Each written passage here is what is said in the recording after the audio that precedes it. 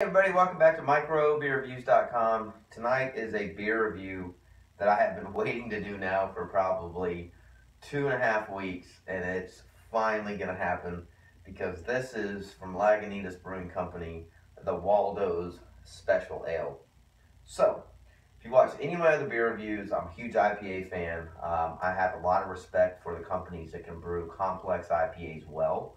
Lagunitas is without a doubt one of my favorite breweries in the industry right now. This is a really cool story because I remember when it came out in 2016, I didn't buy it, and it was because it was gone when I went to the store to get it about a week after it hit the shelves. This year, I was in the same store about an hour after they put it on the floor, basically in front of the main entrance, and I walked right by it and didn't pay any attention to it. I bought a few other beers, and the owner of the store said, "Are you really not going to buy any Waldos this year? Do you realize what's behind you?" And I didn't. I had no clue. Hence, this is one of the most amazing, complex, perfectly well brewed beers on the planet, in my opinion. This is the last one I have. I saved it for the review itself. So they label this as brewed for all of the treasure hunters. It's Herbaceous, Botanical, Dank, and Resinous. And this beer is 100% all of that and more. ABVs are 11.9% and IBUs are over 100. The palate can't even recognize after about 80.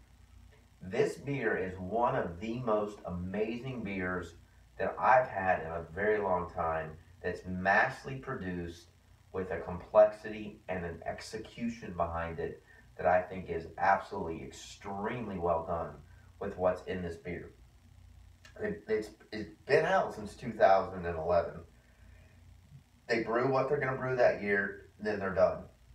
The other part about this, before we open up the bottle, is there's a really cool story about 1971. The Waldos, every afternoon at 4:20, hence the hint to the marijuana there, met in this courtyard in St. Louis, and they went out in this 1966 Impala to armed with a treasure map and journey of the secret garden at Point Reyes. They met there the same day every day to continue their quest. They never found that secret garden, but they kept looking. So clearly, back in the 70s, they took off with this Impala and went and smoked some marijuana. Hence, 420 got this secret code. There's a phenomenal video on YouTube you have to watch about this. It said, basically, themed after the treasure hunters, they created the dankest and hoppiest beer ever brewed at Lagunitas. And I can tell you, the ones I've had before are that way. Now, one thing I'll say before I open this beer is this beer is one of those that I call will get you in trouble. This beer is 11.9%.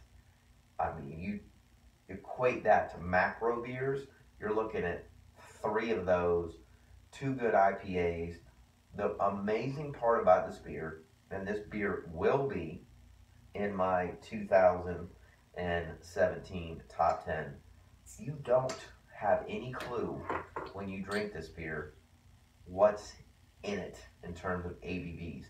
You can certainly taste what's in it in terms of hops, but this beer is just so extremely well done.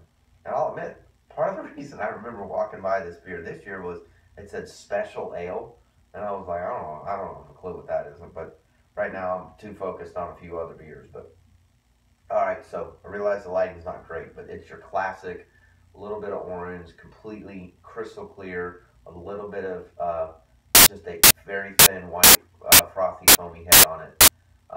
Now this beer, again, I know you can't see that, but it absolutely produces massive legs, and it should. It's 11.9%. It's kind of thin. So this was one of the things that blew my mind. I don't know how Lagunitas does this, but it's not real thick. It's not a lot of these beers, they're real viscous. This beer is not the way it just kind of flows in the glass, but it definitely coats the sides.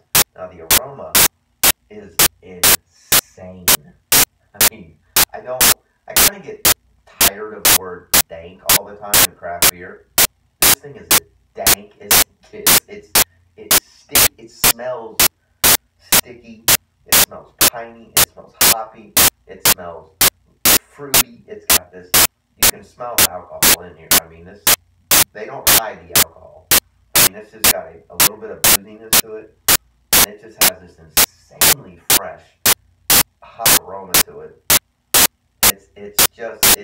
It's on even another level of Stone and Joy By, where it just kicks it up a notch. It's similar to me in the aroma, but it's like one more level even higher than I didn't even think was achievable.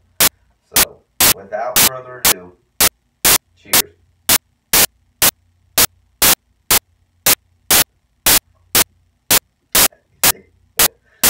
Yeah, it's got some grapefruit and some just real fresh kind of subtle fruitness to it. Some orange, some lemon. It's got a little bit of pininess to it. It's got this really almost silky texture to it that when you drink it, it bites the back of your palate just a little bit, and you definitely can. It's got some booziness to it. It's hidden extremely well for 11.9%, but it finishes with this explosion of fresh hops. Lagunitas is pretty comical about what hops they use. I can't even pinpoint what they are. They're in there, and they taste great, and they taste fresh, but it finishes in just this quick little snippet, and quite honestly, your palate's refreshed, your breath smells pretty bad, but you want to take another sip. And again, at 11.9%, you take too many sips of this in one night, drink 3 or 4 of these, you're either going to get yourself in trouble, or quite honestly, you're going to wake up with a roaring headache, one or the other. But I mean, this is the reason why when people start picking on breweries like Lagunitas for selling out and going to the darker side, I mean, if they can brew stuff like this consistently, and it shows up in all of these bottle shops all over the country, and it's this good, well, guess what? They know what they're doing, and they're really, really good at it. So, and the other part of the story is, I think, price point wise, it was like $14 a 6-pack. I mean, that's nothing for a beer of this quality, these IBUs, these ABVs. I mean, you want to talk about bang for your buck. I mean, it's awesome. I don't do this often, but we rate our beers between 1 and 5. I would give this a 5. I think this is without a doubt one of the best well-brewed beers with the complexity and what I call the taste factor with the whole package, the price point and everything else. I don't know how they do this as consistently as they do and only charge what they charge for this beer. Because I know there's got to be a ton of ingredients that goes into this beer. And it is a phenomenal special ale, in my opinion. So, it's going to be in my top 10 for 2017. I highly recommend you buy it if you can. Please leave comments on our YouTube channel or our website, microbeerreviews.com. I'd love to hear what you guys thought about this year. I'm definitely going to grab it next year. Please subscribe to our YouTube channel. We upload all the time. And as always, we do appreciate you watching, and we will see you again real soon. Cheers.